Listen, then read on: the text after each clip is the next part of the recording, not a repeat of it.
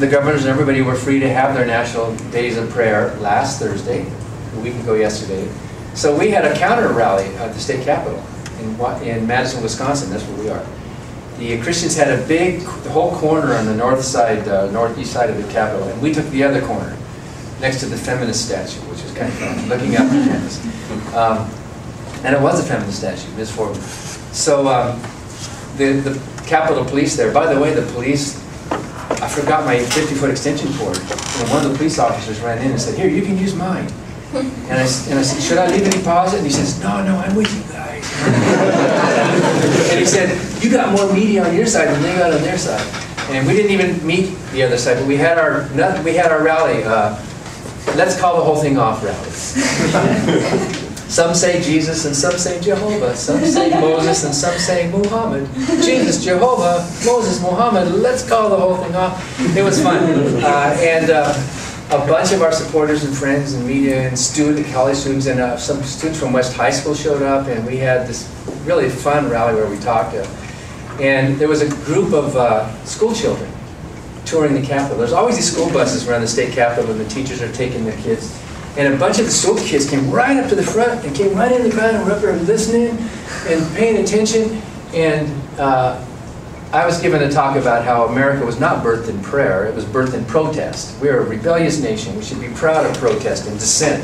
We fought a revolutionary war, and we have the freedom to disagree. And then I told a joke that my brother told me. And these kids are all listening. This immigrant family came to the United States, and the kid was asking the dad, "What are all these American customs over there? So weird. What's Christmas?" And the dad said, "Oh, Christmas, that's when there's this big fat man with a red suit and a beard, and there's a tree, and there's presidents." And the kid said, "Oh, and what's Easter?" And the dad said, "Oh, Easter, this is in the springtime, and it's like little chicks and bunnies, and there's eggs, and there's candy, and it's really fun." And the kid said, "Oh, and what's God? Everybody's talking about God." And the dad said, "Well, you know, when you want something really bad, you want it really bad, and you pray to get it." And the kid said, "Yeah?" And the dad said, "God is the person who ignores you." And I saw a bunch of the teachers kind of grabbing the kids. That's enough democracy in action for one day.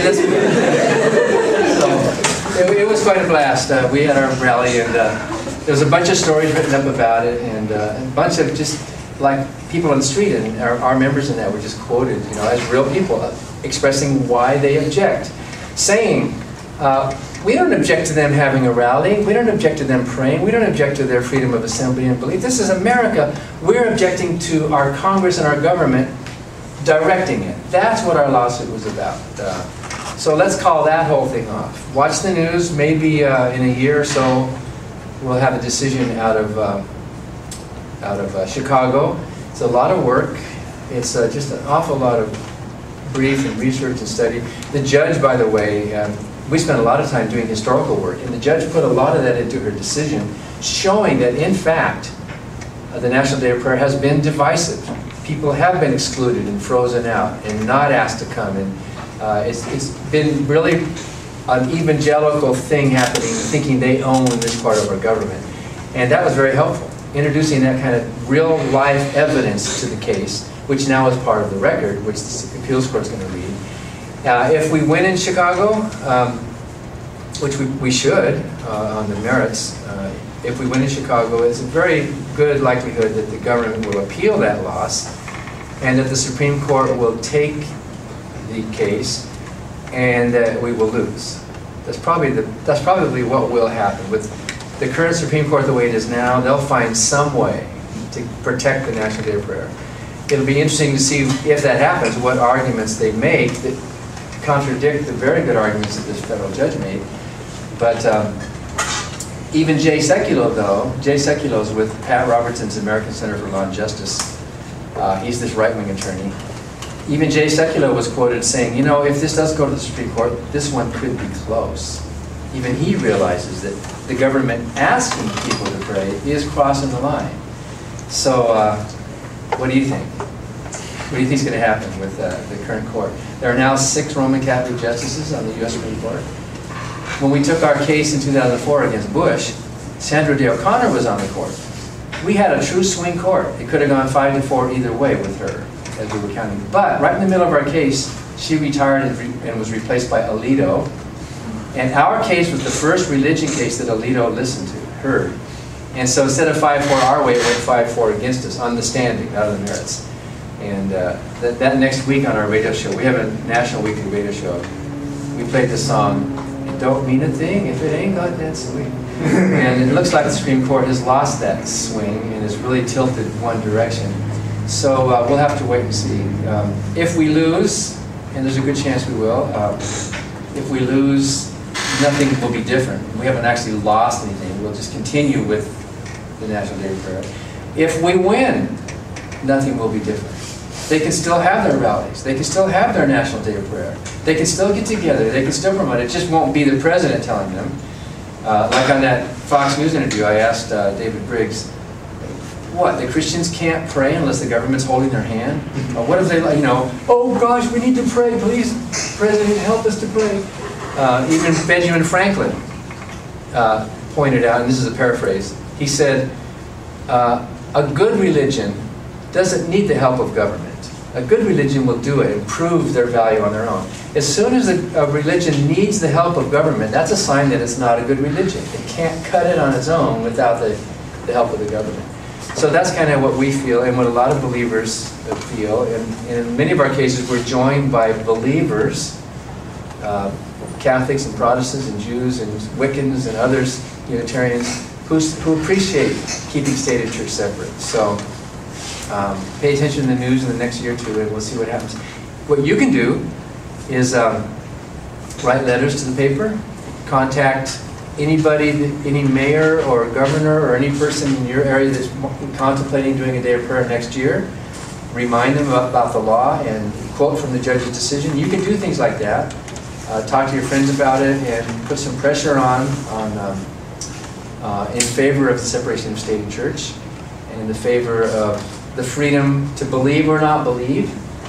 Ann Gaylor, who's the president of our group, said, you can't have religious freedom if you don't have the freedom to dissent.